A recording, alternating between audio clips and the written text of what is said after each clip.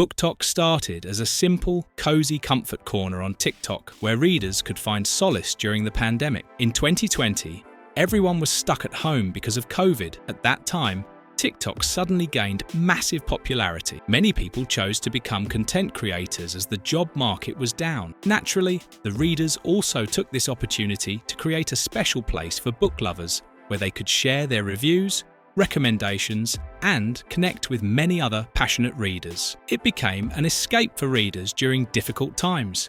Soon, it grew into a viral hashtag Booktok, and the community grew overnight. It became a huge sensation, but at the expense of a growing toxic fandom. It was only a matter of time for the community to get infiltrated with influencers who mostly overhyped and gave amazing reviews to the most mediocre books that ever existed on the face of the earth. From there, the trust issues with the Booktok community started. However, fast forward to 2025, and Booktok has taken a wild turn. The community has always been very feminine and queer-coded, but what has caused the recent concern with the Booktok community? Why are people so worried about what Booktok has become? Without wasting another moment, let's get right to it. Before we go into our explanation, we have a very small request. If you like our content, please support us by subscribing to our channel. This is a small click for you, but for us, it means a lot. Thank you. Let's begin.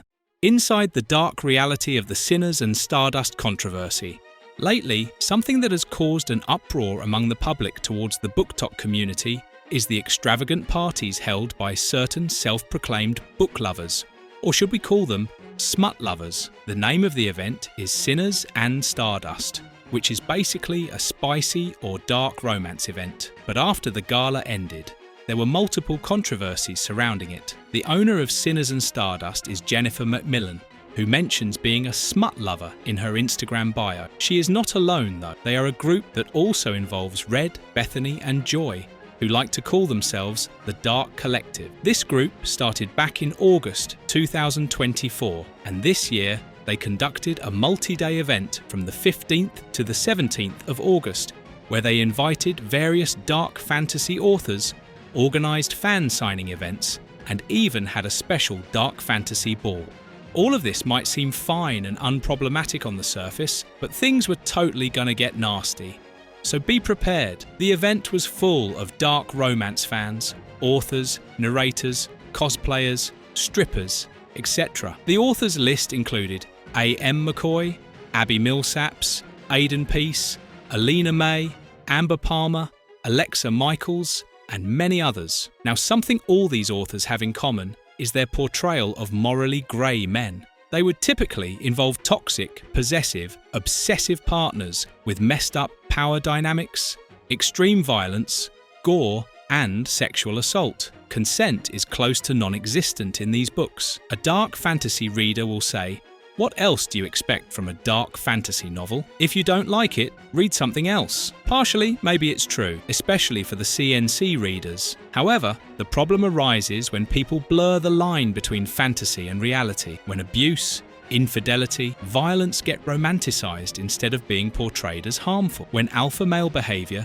is treated as tempting without showing the damaging consequences, when trauma gets treated like an aesthetic instead of empathy, which brings the character a sob story or sympathy. Obsession, control, addiction, and erotica are basically sugar-coated as love, so that the readers swoon over it. Normalization of these tropes in reality can be dangerous, and the Sinners and Stardust event absolutely proved that point. As the photos and videos started to surface on social media pages, people also began chiming in with their concerns. According to the attendees, the book signing event and the fan meet went very well, but things escalated very quickly during the ball when a cosplayer named Animus was sexually assaulted at the event, and his friend first posted about the situation on her Instagram story. Apparently, he was cornered and groped by several women to the point where he lost count. It went on to the fact that he had a panic attack. Not just that, he was asked how he would kidnap a woman repeatedly to satisfy their kink. As if that weren't enough, when he finally managed to flee the situation, he found he had been air-tagged. Animus did not press any charges, but that does not mean the entire incident can be forgotten. It is absolutely sickening because the incident probably traumatized the guy for life. However, the blunder didn't end there. An author named Dana Lee posted on her thread that a reader kissed her without her consent, which of course made her very uncomfortable. Even though you're a fan, maintaining such boundaries is basic human decency. Not just that, the narrators and the voiceover artists were also asked for disturbing favours and had to listen to inappropriate remarks. They brought in strippers to take the forbidden, dangerous aesthetic even further. People were intoxicated. There was alcohol. And people were dressed as their favourite morally grey character they fetishise. Some folks definitely couldn't handle the spice. They were so blinded by pleasure that they forgot the boundaries they needed to maintain. The attendees and volunteers dressed up as if it were a spicy cosplay competition. Some really forgot there's a line between fun, sexy cosplay and a full-on fetish outfit. One of the volunteers literally walked around with a giant strap-on and flashed people from outside the elevator. But eventually, after her identity was revealed, people bashed her on Twitter and she changed her username. But that did not help. She came to apologise later and explained that it was never her intention to make anyone uncomfortable and thought it would be fine to act like that as the event had a spicy theme. But that explanation was pretty lame and fell short for the public. So they dissed her mercilessly in the comments section, and in the end, she had to delete her Twitter account due to public outrage. The problem lies here. Just because a party is themed around dark romance or edgy fiction,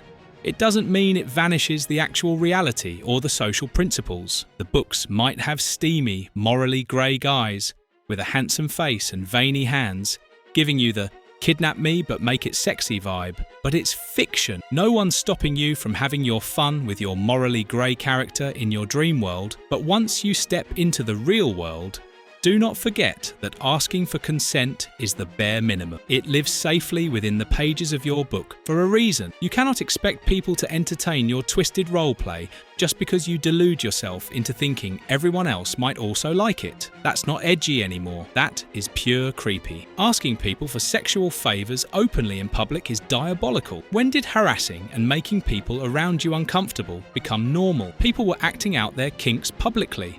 For instance, asking a cosplayer to put a dagger on their face or choke them is not normal. Such behaviour or action is no longer a matter of passion or fandom fun. These people are weaponising fantasy to excuse real-world harm. One of the members of the Dark Collective shared this on the Instagram page of Sinners and Stardust, saying, "Nothing wrong with getting a little dirty." Mind you, she was the person responsible for ensuring everyone had good, safe and consensual fun. When she mentioned it was fine getting a little dirty, the question is, to what extent did she mean it? Many people complained they felt uncomfortable and their consent was never taken. If people hadn't raised their concerns, this would have continued. With all the reviews circulating on the internet, the CEO, Jennifer and other members of the Dark Collective released a statement to the public that during the future events of Sinner and Stardust, they would make sure they build a secure and dedicated area for the authors, narrators and vendors during the ball to ensure their safety and security. The organisers decided to limit the number of tickets to make the event more secure and comfortable for everyone. They also made it very clear that harassment, non-consensual touching and invasive questions will not be tolerated. Also, if anyone violated the rules and regulations set for the event, they would either be removed or banned. However, what they are trying to do now is simply damage control. Saying this won't happen again sounds nice, but we all know actions speak louder than Instagram posts. Backlash versus fandom. So many people came forward with their horrible experiences at the event. Some said it was a great event, but some nonsensical people ruined it. However, the people in general were really horrified with the idea of a book event like this. But they are getting popular. Even though there are immense controversies surrounding the event, there are thousands of people who are in love with it and support it. They have 28.5 thousand followers on Instagram, so every post they make, be it a book recommendation, an author's list or whatever, gets hyped by their followers. Before, Sinners and Stardust was only based in Boston. Now, they have extended to a new location in New Orleans, Louisiana, and named the event Shadows and Seduction in an attempt to rebrand and grow. Expanding to LA is a way to reach a whole new audience and potentially create an opportunity to reset their image. Suppose they can frame the image that they have learned from their mistakes and evolved. They have set their journey for a new era. People will absolutely buy that and give them another chance. Even after receiving this level of backlash, they are thriving. Such a response proves that controversy isn't always capable of bringing down a brand, especially when there's a devoted fandom rooting for it. The fans will defend it no matter what happens. That's why, even when things went wrong, they would blame the ones who ruined the event instead of criticizing the organizers. Events like Sinners and Stardust will continue because fans will keep buying tickets and hype them up. The backlash might have felt huge online, but actually it was just in some specific circles like the Booktok, Bookstagram, or certain romance author communities. There are many people who either never saw the drama or don't care enough to boycott. Events like this run on exclusivity, and only a handful of people care about a scandal. They still go to the event because they feel like they belong there. Take Coachella as an example. Every year, there's some drama, but people will still show up. I think the popularity comes from the fact that Sinners and Stardust gave the dark fantasy and romance lovers a chance to escape from reality into a world where their dreams came true. The event itself became a real-life fantasy novel where they were not just reading a book anymore, they were living in it.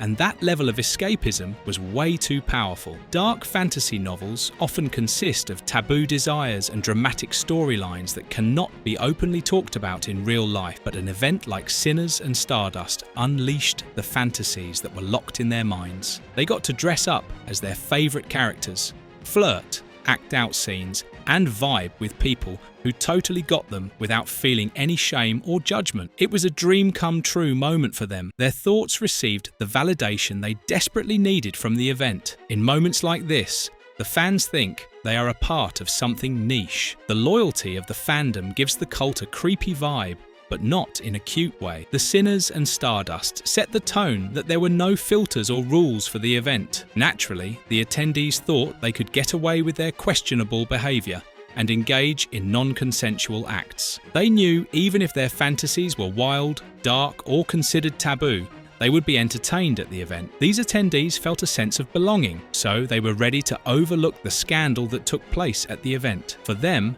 cancelling such an event means losing their safe place, which provides them with a community, gives them freedom, and a taste of a world that doesn't exist anywhere else. The rising obsession with the dark fantasy world. The dark fantasy world is really having its moment lately. It's everywhere. There are dark fantasy novels, webtoons, chatbots, and even TikTok edits. The fandoms are massive and very passionate. For the fandom, it's like an escape with extra spice and flavouring. It's dangerous, seductive, and intense. There are no clear good or bad guys. Heroes will do the most terrible things in the name of the greater good. The lines like, "I'll burn down the world to protect you," drive the readers crazy. Even the villains are not hated. In fact, they have their own fan base. The craze for the villains doubles when they are handsome and have a dark aura surrounding them. These people are more immersed in dark fantasy plots because they feel richer and real compared to the classic fairy tales where the knight always saves the princess. Life isn't always black and white, so people enjoy these messy stories filled with spice or forbidden romance, and a male lead with a lot of brooding. Dark romance or fantasies are full of taboo themes like romanticizing male dominance, betrayal, abuse, revenge, violence, and twisted love or temptation. The morally grey love interest is often a brooding villain or an anti-hero, and he always has a tragic backstory that elicits sympathy among the readers. The readers are so obsessed with smut that they make sure a book has 21+ smut content before they start reading, because to them, a book without smut feels dry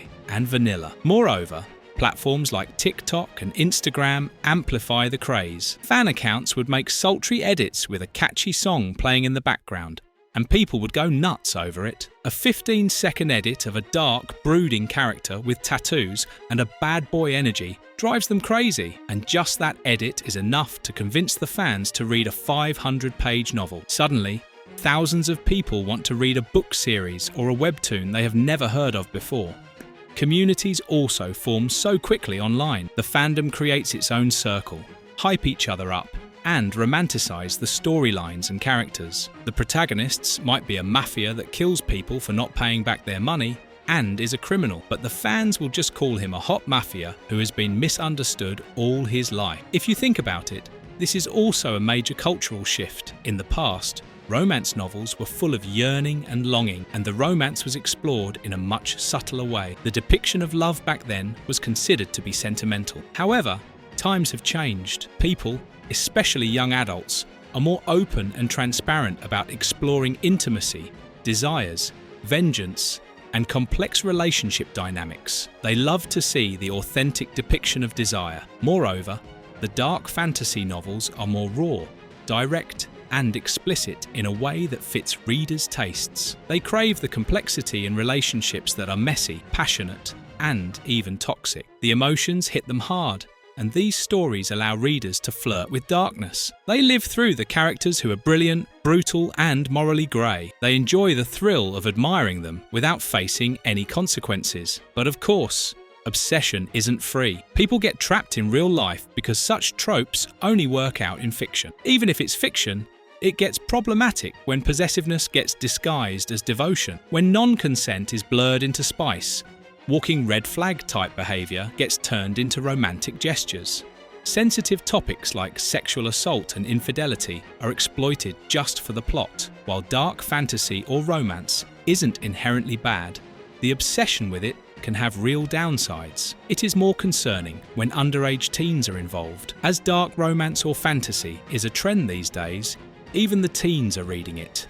However, many teens read it to fit in or appear cool. A 14-year-old reading about a morally grey, controlling love interest who's painted as romantic can blur their judgment of what a healthy relationship looks like. Teens develop emotionally at this age, and there is a high chance they might internalise this toxic behaviour as love rather than abuse or manipulation. Later, this can make them more vulnerable to unhealthy interpersonal relationships in real life. The intense violence, gore, and psychological trauma often get desensitized in the dark fantasy novels. For the adults, it is much easier to process it as just a story. However, for young readers, it can be very harmful. Constant exposure to graphic violence can make them more numb emotionally. It can even lead them to create unrealistic expectations about resolving conflicts. If you go deeper into this, you will see there's more of it. The demand for the dark romance genre is off the scale. Not only have the authors, but the publishers have also noticed this. New authors are getting inspired to write after reading and obsessing over the spicy novels,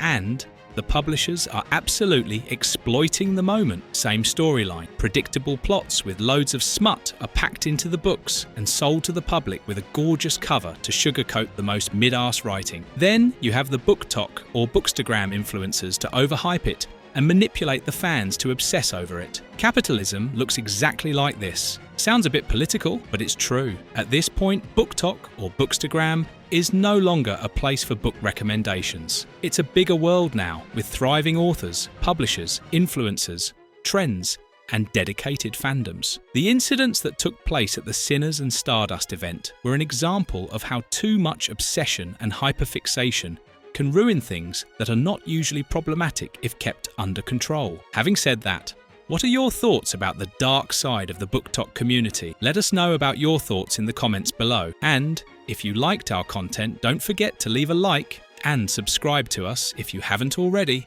Have a good one and be safe. Thanks everyone.